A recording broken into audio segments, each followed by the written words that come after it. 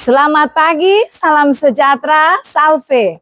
Perkenalkan, nama saya Marcella Renwarin, Guru Pendidikan Agama Katolik dan Budi Pekerti di SMP Negeri 13 Kekecil, Kabupaten Maluku Tenggara, Provinsi Maluku.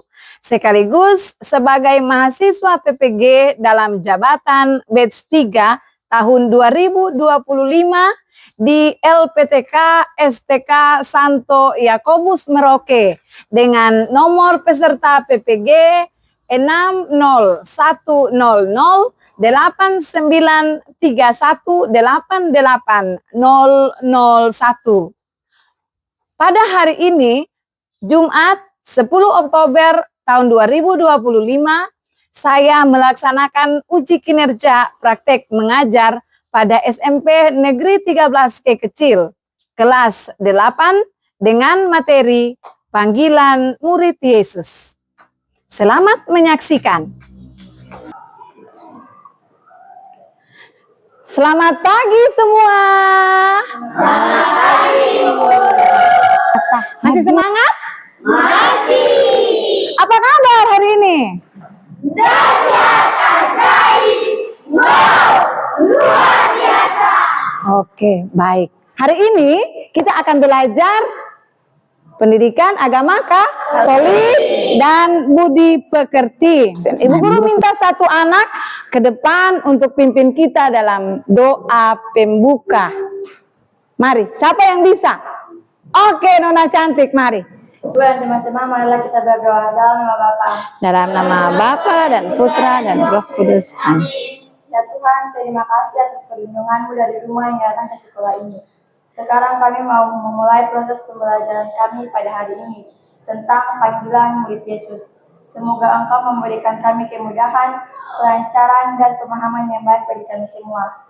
Inilah doa yang kami bawakan kepada Bapa dengan perantaraan Kristus Tuhan kami. Amin. Dalam nama Bapa, Dalam nama Bapa dan Putra dan Roh Kudus. Amin. Oke, terima kasih Nona, silakan duduk. Bu Guru mau cek dulu ya. Ini absennya semua hadir atau tidak nih? Gabriela Revo. hadir Bu. Oke. Paskalis. Hari ini kita belajar tentang panggilan murid Yesus. Siapa yang tahu lagu Dengar Dia Panggil Nama Saya? Ada yang tahu tidak? Betul? Bentar ya. Kita akan nyanyi bersama-sama. Dia panggil nama saya, dengar Dia panggil namamu. Sebelum kita masuk pada cerita kitab suci tentang Yesus memanggil murid-muridnya yang pertama, Ibu Guru punya satu video lagi. Usia senja tak membatasi Suster Veronica Indrawati untuk mengabdikan diri dalam kegiatan sosial. Pertanyaan yang pertama, yang bisa menjawab, acungkan tangan. Apa tema atau judul dari video yang baru kita saksikan bersama? Saya Bu. Wow, ada berapa orang? Peter, ya Cika saja yang jawab. Boleh Cika? Apa? Tersebut berjudul tentang panggilan sosial. Wow, tepuk tangan dulu untuk Cika. Guru akan bagikan teks. Nanti ada juga Ibu Guru akan tampilkan dalam layar di depan. Mulai 1, 2, 3. Ketika Yesus sedang berjalan menyusur danau Galilea, ia melihat dua orang bersaudara, yaitu Simon yang disebut Petrus dan Andreas saudaranya. Mereka sedang meninggalkan jalan di danau sebab mereka penjalan ikan. Yesus berkata kepada mereka, "Mari, ikutlah aku, dan kamu akan diberikan ke dalam manusia." Lalu mereka segera meninggalkan jalan dan mengikuti Dia. Dan setelah Yesus pergi pergi dari sana. Dilihatnya pula dua orang bersaudara, yaitu Yakobus anak Zebedus dan Yohanes saudaranya. Bersama ayah mereka, Zebedus sedang meneruskan jalan di dalam perahu. Yesus memanggil mereka dan Mereka segera meninggalkan perahu setelah ayahnya, lalu mengikuti dia. Oke, baik sekali. Bu Guru mau tanya dulu. Ini terjadi di sebuah danau kan? Apa nama danau tersebut? Danau Galilea. Lalu pertanyaan berikut, siapa saja yang saat itu Yesus panggil? Satu-satu, tidak bisa ramai-ramai, satu-satu. Yang bisa jawab angkat tangan, Peter. Simon yang disebut Petrus. Berarti Simon Petrus satu orang atau dua orang ini? Simon Petrus dan Andreas. Coba perhatikan, adakah orang lain lagi di dalam perikop itu? Ada. Angkat tangan ya. Siapa yang bisa menjawab?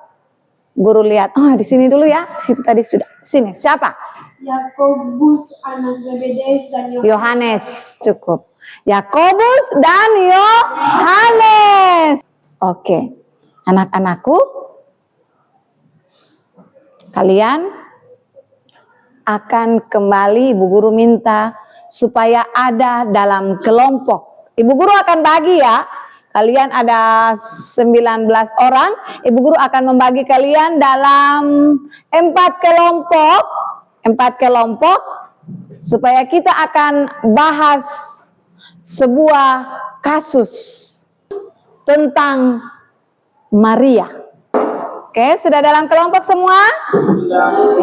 Oke, Bu Guru akan bagikan kalian LKPD ya, lembar kerja, supaya kalian akan selesaikan, kita punya kasus tentang Maria ini di dalam kelompok diskusi. Silakan diskusi, tetapi jangan terlalu ribut. Boleh menyampaikan pendapat apapun, lalu silakan kalian tuangkan dalam kalian punya LKPD, lembar kerja yang nanti Bu Guru akan bagikan. Lalu setelah itu kita kerja, Bu Guru kasih waktu 10 menit. Lalu setelah itu kita akan presentasi hasil.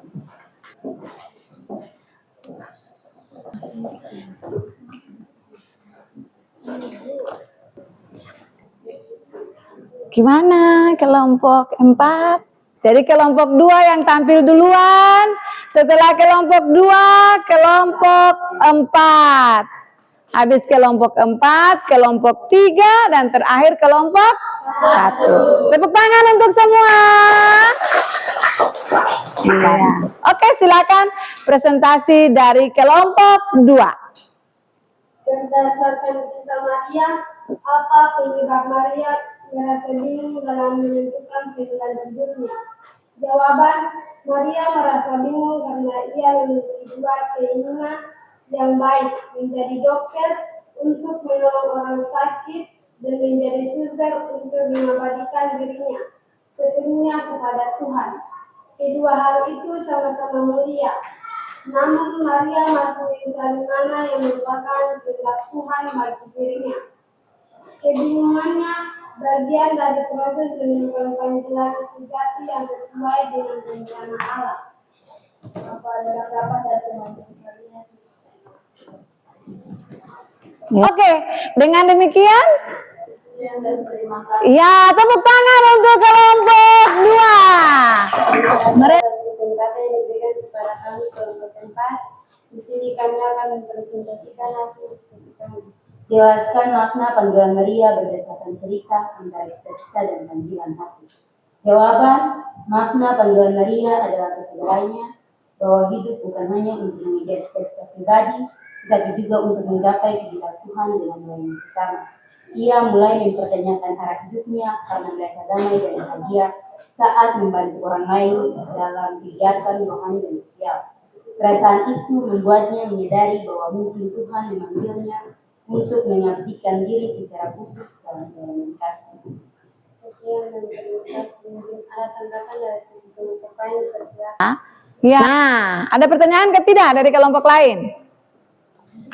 Oke, kelompok berapa? Kelompok 2 ada pertanyaan. Kelompok 4 siap jawab? Silahkan kelompok 2. Mengapa Maria bingung untuk menulis cita-citanya? Pertanyaan dari kelompok 2 itu, kenapa Maria bingung? Karena Maria memiliki 2 cita-cita. Ya, Maria bingung karena dia punya cita-cita. Yang pertama tadi menjadi dokter dan yang kedua menjadi suster. Apakah masih ada tanggapan, dipersilakan. Sudah tidakkah? Oke, dengan demikian presentasi dari kelompok 4 selesai. Tepuk tangan untuk kelompok 4. Silakan dulu. Selanjutnya Ibu Guru panggilkan kelompok 3 yang maju presentasi, disilakan. Kita akan lanjut dengan presentasi dari kelompok 3. Kelompok yang lain siap mendengar dengan baik. Terima kasih atas waktu dan kesempatan yang diberikan kepada kami kelompok 3. Di sini kami akan menjelaskan hasil diskusi kami. Bagaimana Maria menunjukkan sikap sebagai murid Yesus dalam kehidupan sehari-hari? Jawab: sikap peduli, rendah hati, dan edukasi yang ditunjukkan Maria mencerminkan semangat murid Yesus yang tegar. Sekian hasil presentasi kami. Jika ada tanggapan dari kelompok lain, dipersilakan. Sebutkan contoh sikap Maria sebagai murid Yesus. Rajin belajar, mengikuti kegiatan rohani, dan melayani orang lain yang butuh. Oke. Ya, baik. Puaskah kelompok 1 puas dengan jawaban dari kelompok 3 atau tidak? Sudah cukup? Sudah selesai? Oke, disilahkan. Sekian dan terima kasih. Silakan duduk, tepuk tangan untuk kelompok 3. Kita lanjut ke kelompok yang terakhir. Kelompok berapa? Kelompok 1, silakan tampil ke depan. Oke.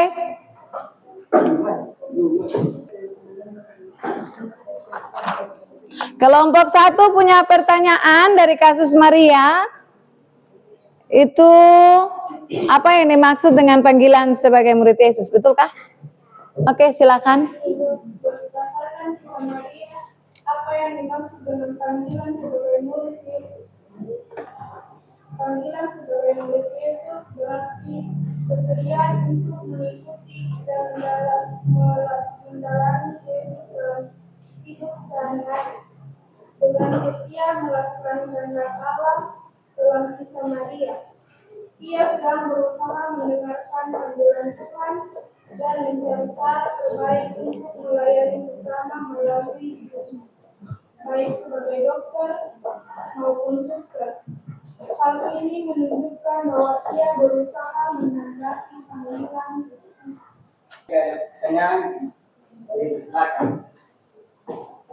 Oke, kelompok 2 ada bertanya tuh. Silakan kelompok 2.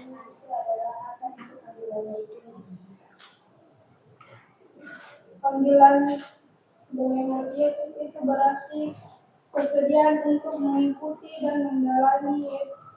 Oke, baik. Oke. Sudah selesai kelompok 1? Oke. Kita berikan tepuk tangan untuk kelompok 1. Sudah selesai. Silakan duduk. Silakan duduk. Presentator dari kelompok 1 dan juga moderatornya. Nah, kita sudah selesai diskusi, ya. Kasus tentang Maria sudah selesai. Ibu Guru minta, karena Ibu Guru lihat ada yang capek, ya. Silakan berdiri. Silakan berdiri dulu, silakan berdiri, silakan berdiri. Ya, kita nyanyi dulu lagu 12 murid Yesus. Jangan sampai ada yang tidak hafal, ya. Awas. Kita lihat lagu 12 murid Yesus. Masih ingat atau tidak? Oke.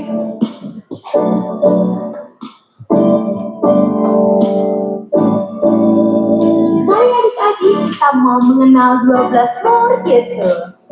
Tepuk tangan, goyang-goyang supaya jangan cepat. Ya. Simon Petrus, Andreas, Yakobus, Yohanes, Filipus, Thomas, Yakobus anak Alfeus, Tadeus, Simon orang Selot, Matius, Bartolomeus, Yudas Iskariot, 12 murid Yesus. Simon Petrus, Yakobus, Yohanes, Filipus, Thomas, Yakobus anak Alfeus, Tadeus, Simon orang Selot, Matius, Bartolomeus, Yudas Iskariot, 12 murid Yesus. Tadeus, Simon orang Selot, Matius, Bartolomeus, Yudas Iskariot, 12 murid Yesus. 12 murid Yesus. 12 murid Yesus. Oke, silakan duduk. Kita akan lanjut, Ibu Guru akan membacakan, kita punya rangkuman materinya. Nah, perhatikan di layar.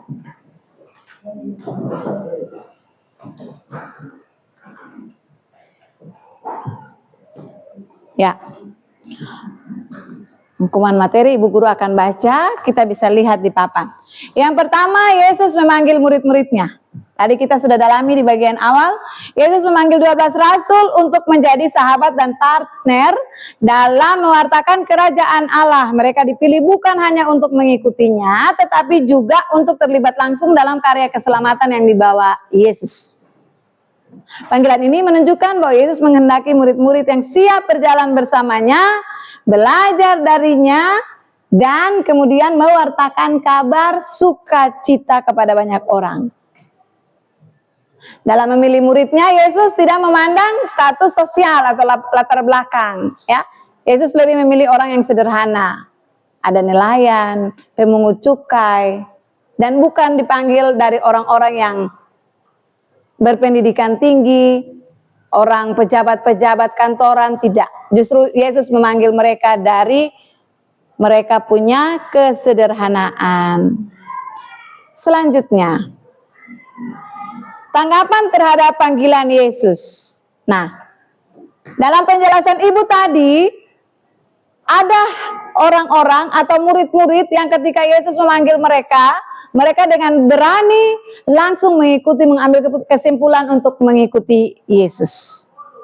Tetapi ada juga murid-murid lain yang lebih memikirkan hal-hal duniawi. Sehingga mereka mau minta supaya kalau bisa Yesus kami izin dulu ke keluarga. Ya. Jadi ada reaksi atau tanggapan yang berbeda.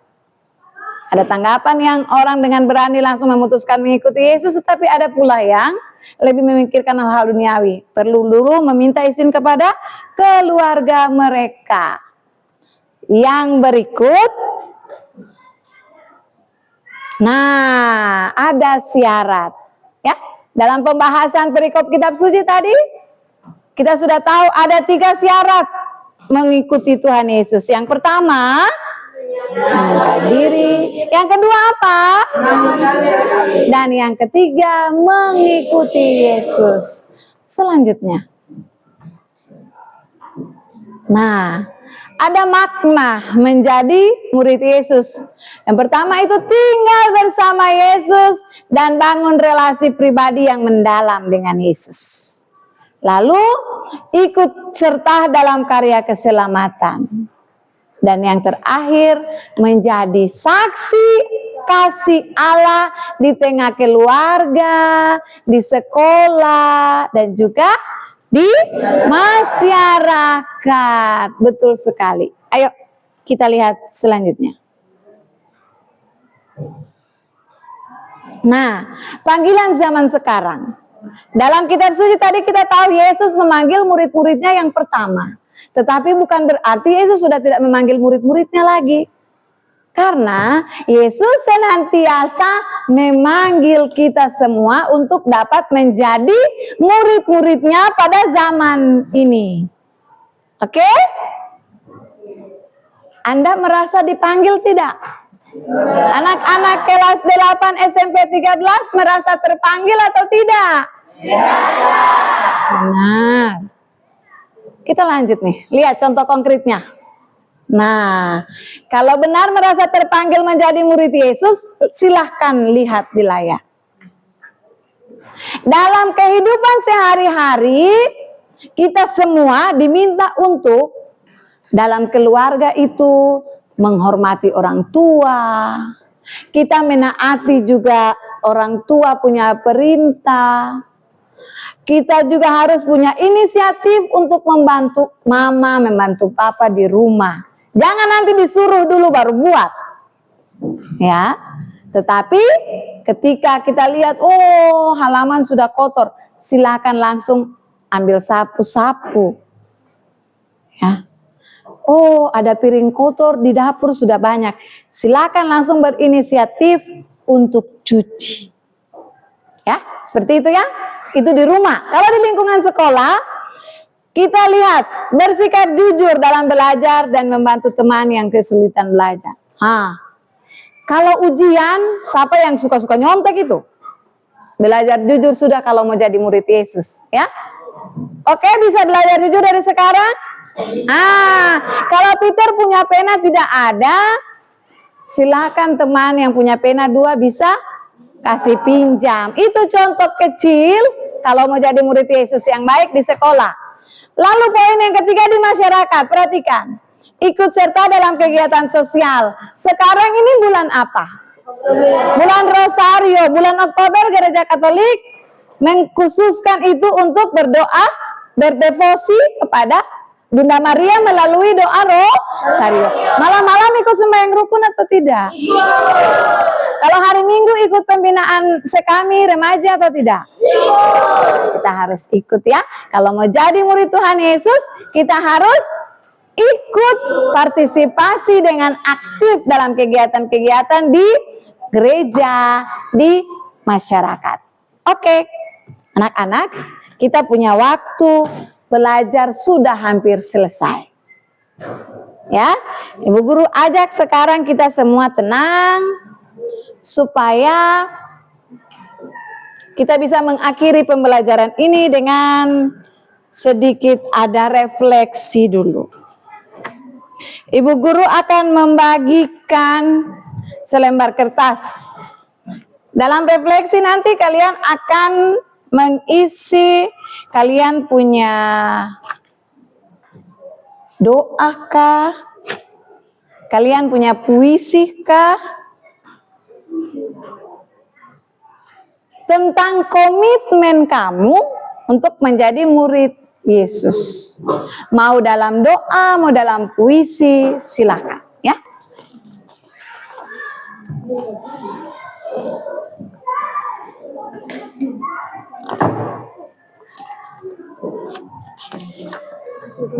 Ada yang kurang?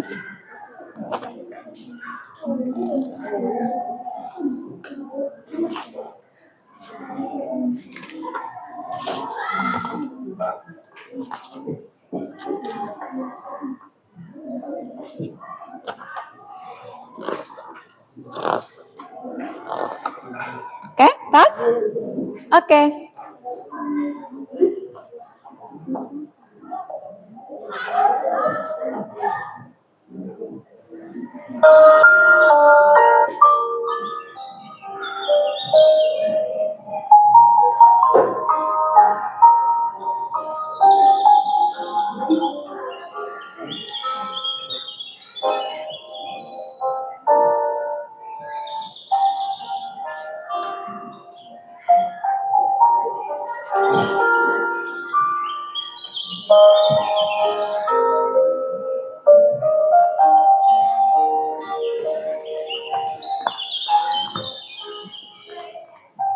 Oke. Ibu guru harap nanti setelah pembelajaran di hari ini, anak-anak bisa punya komitmen dalam diri supaya dapat mengamalkan kasih Allah di tengah-tengah dunia dengan berbuat baik kepada teman dan juga tidak melawan orang tua, serta mau taat kepada Tuhan dengan rajin berdoa dan juga menolong sesama.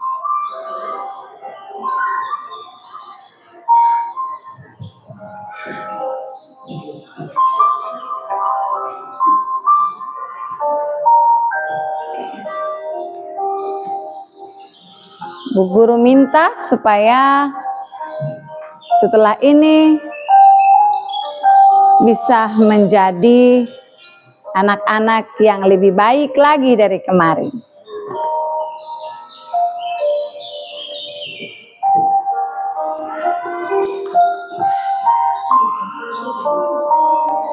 Oke, untuk mengakhiri kegiatan kita di hari ini anak-anak, Ibu guru minta semua selesai. Selesai menulis, selesai berefleksi, semua duduk tenang, ambil sikap tenang, ambil sikap diam. Ibu guru minta satu anak pimpin kita dalam doa penutup. Ada yang bersedia kah? Peter, sikap berdoa. Guru dan teman-teman, bagaimana kita berdoa dalam nama Bapa dan Bapa dan Roh Kudus. Bersyukur karena kita atas kehadiranmu dan engkau telah menyandarkan kami dari masalah ini dan belajar tentang hadirat murid Yesus. Kami mohon jadikanlah kami sebagai murid-Mu. Doa ini kami bawakan di dalam nama Bapa yang berkenan Kristus Tuhan kami. Amin. Dalam nama Bapa Dan Putra dan Roh Kudus. Amin.